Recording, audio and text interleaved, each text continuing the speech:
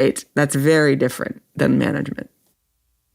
Claire, one of the things that I've just been in awe of as I've read about your background is, I mean, you've taken now Stripe from when you started, it was about 200 employees to more than 8,000. And you really touched, I mean, between Google and Stripe, you touched like every area of business. I mean, whether it's sales, marketing, customer, risk, real estate, I mean, literally everything.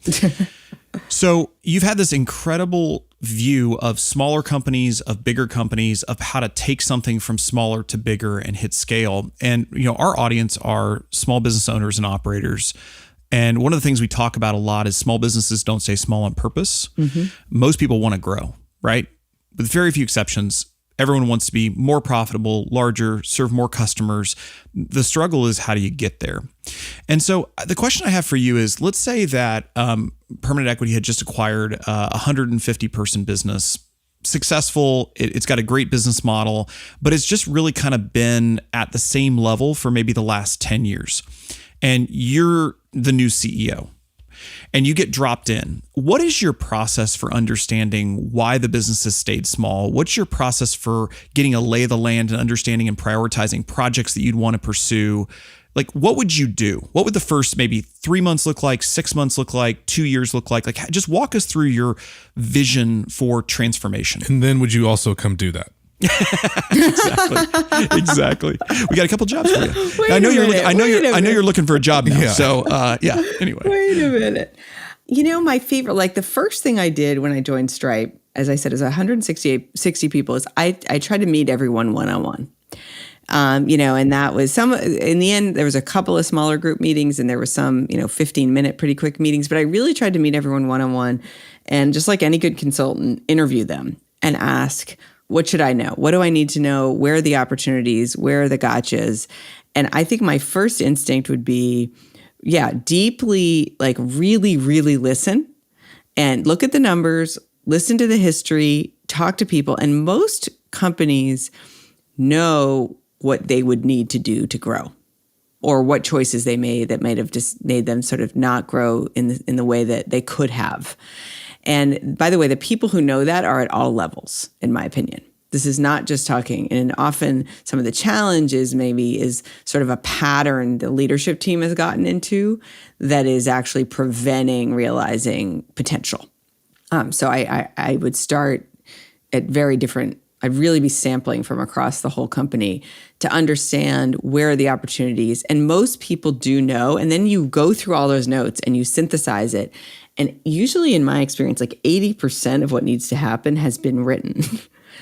And then you've got to do the 20%. I mean, you could try an 80-20 rule and just go with that. But I think the value is adding your own, sort of looking at the macro environment, looking at meaning the competition, the trends, it depends on what the business it's in, but where is the world going? Where is this particular industry going? Where is the product going? And thinking, okay, what do I add into that thing they all already know that might create more vision, right? Because you need the inspiration too. You need to say, let's marry what we already know about how we could be better with some things happening in the world and paint a picture of the role we could play. I'm actually on the board of a company where I didn't mean this to be the case, but at our last board meeting, this is a company that's sort of in this bucket where they're kind of hitting a growth stage, but they've been public for more than 10 years. I think they have so much potential in front of them. They're in the climate space. They're a clean tech sort of integrator. And I said in the last meeting, I said, I think you all have earned the right to call yourself a thought leader at a time when people are looking for some thoughts in this space, right? People who really know how to do the work to transform, dirty energy into clean. And you all know it. And why don't you step up and own it? And talk to policymakers, talk to the industry. And the CEO keeps repeating this. He's like, you're the one. You told us we could be the thought leader. He had just been sort of stuck because there was no thought leader to look to. And he realized, oh my God, it could be me. And you need that kind of moment with the people in the company, which is that could be you.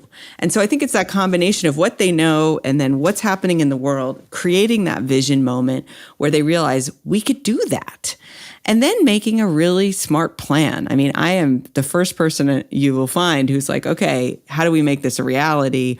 What roles do people play? What numbers do we need to put on the table? And frankly, what do we need to look at? I mean, there's always some pattern that you've fallen into in how you run things, some system you use, some process you use, some assumption where you need to break it. I'm on another board where they have a pattern of how they think about their go-to-market, and it's very tied to how they position the product, like package the product. And I found myself saying, you all have created almost a prison cell that you must package the product this certain way because you go to market this certain way. And what if I just said to you, you don't have to do that? Like you could actually go to market differently, and then that would free you on how you package the product. And everyone in the room was looking at me like I had said, an incredibly scandalous thing. But also I hope thinking, wow, we have been in this pattern because this pattern has been so successful. We never thought it could be a bad thing, right? You never think the thing that has been your success engine can start to hurt you, especially if we're talking about multiple years. Yeah. And I think just being the person who's, again, unafraid to say the thing you think you cannot say, right? Mm-hmm. And put it on the table and then listen and be empathetic and let people react. That's what my plan would be. Yeah. Well, so can we just talk briefly about planning versus the plan? Because I guess in my experience, I think there's tremendous value in planning. Yes. And then at least in my organizations that we're involved with, I rarely see things work out how they're planned. Yeah. So how do you, first of all, do you agree with that? And then second of all, how do you advise teams to both have a plan and be flexible at the same time? Because those seem like a paradox. So those can't both be true at the same time. Yeah. I mean, it was Eisenhower who said, plan is nothing, planning is everything. And then there's another one that's like, it's great to have a plan until reality punches you in the face.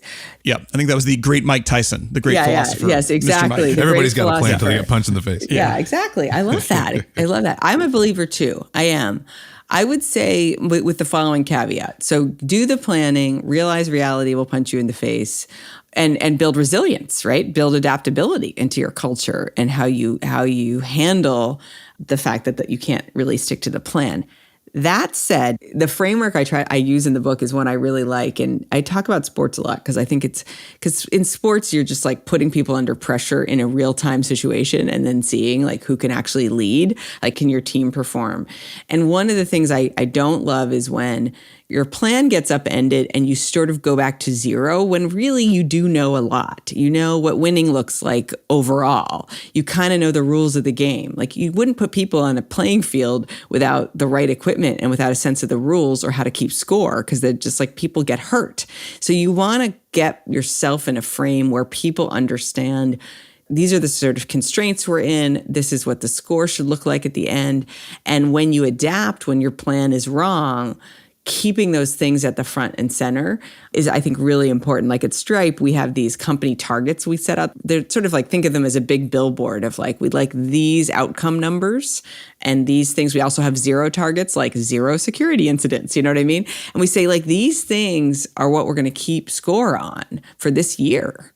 And I think reminding people of that is also important. Like, yes, you'll adjust your plan, but why you play and what you're playing for is still going to be the same.